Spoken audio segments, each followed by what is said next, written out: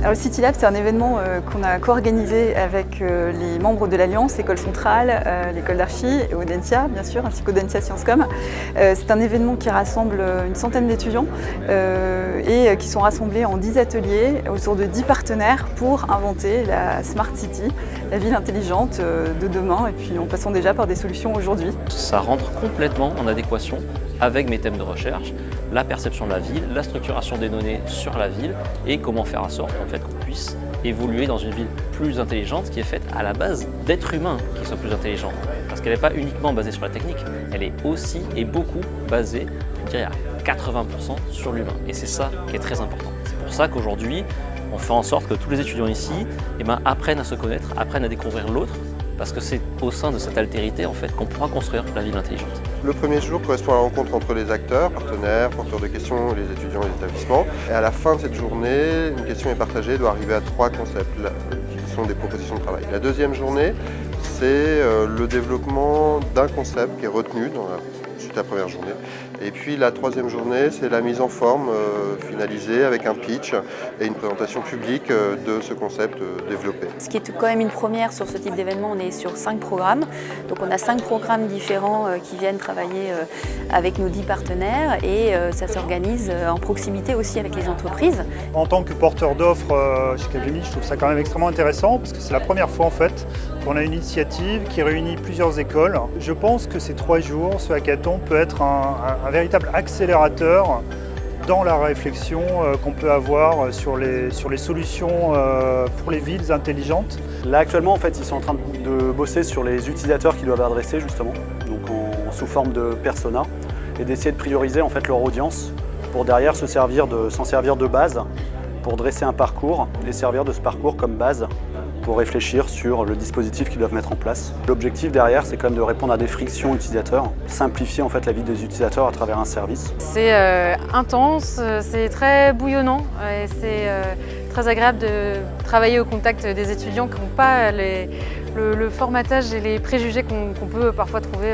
en entreprise, surtout sur des projets d'innovation. C'est extrêmement intéressant, premièrement de par la diversité des profils. On a vraiment un nombre de compétences assez incroyable. Du coup, ça foisonne d'idées.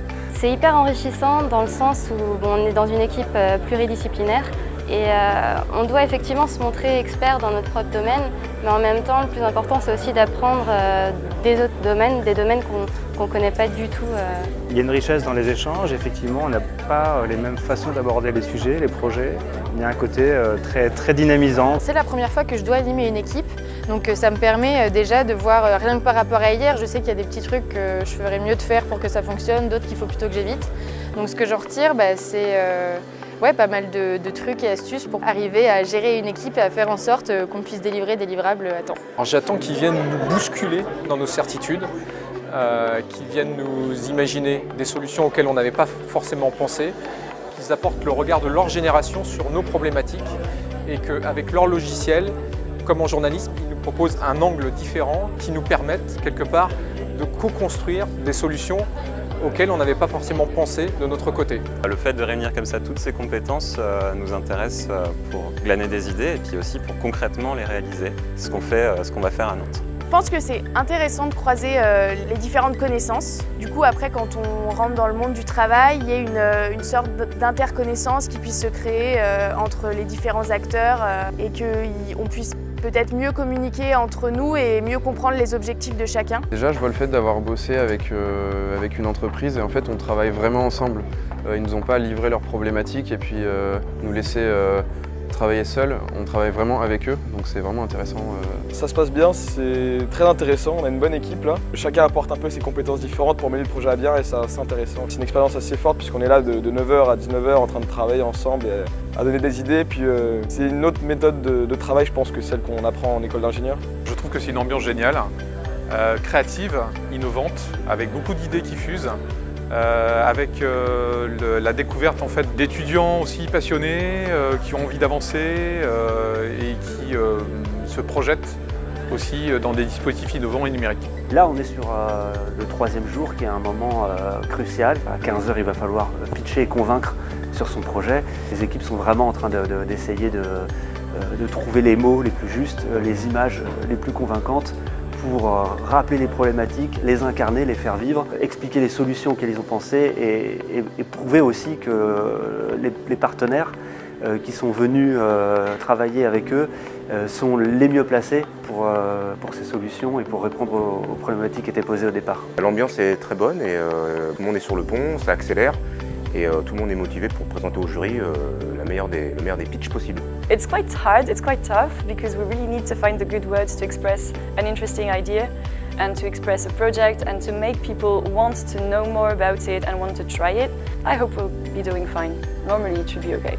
C'est vraiment l'esprit de l'ADN nantais de décloisonner, de l'interdisciplinarité et de la créativité. Comment, à un moment donné, sur un temps réduit, on mobilise le cerveau des jeunes étudiants pour penser la ville de demain.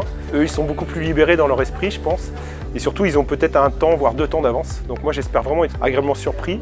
Expérience vraiment extraordinaire dans la mesure où la créativité, l'ingéniosité de toutes ces écoles croisées, de toutes ces compétences croisées, nous a énormément apporté en idées neuves, novatrices et modernes. Donc on va en retirer quelque chose et concrètement s'en inspirer, mais vraiment pour faire du business. Alors le Grand Prix, il est attribué à Jardine City. Quand on a appris qu'on avait gagné, vraiment c'était une grosse surprise et très franchement on s'y attendait pas. Je suis très contente qu'en fait le jury justement ait choisi ce projet qui est peut-être un peu moins digital mais qui est vraiment concentré sur l'humain et le vivant. Et certes, de plus en plus on va se connecter, la city va devenir smart, mais il ne faut pas oublier qu'avant tout ce qui fait la ville c'est l'homme et donc je suis très contente qu'ils aient choisi un projet qui met vraiment l'homme et le vivant au centre.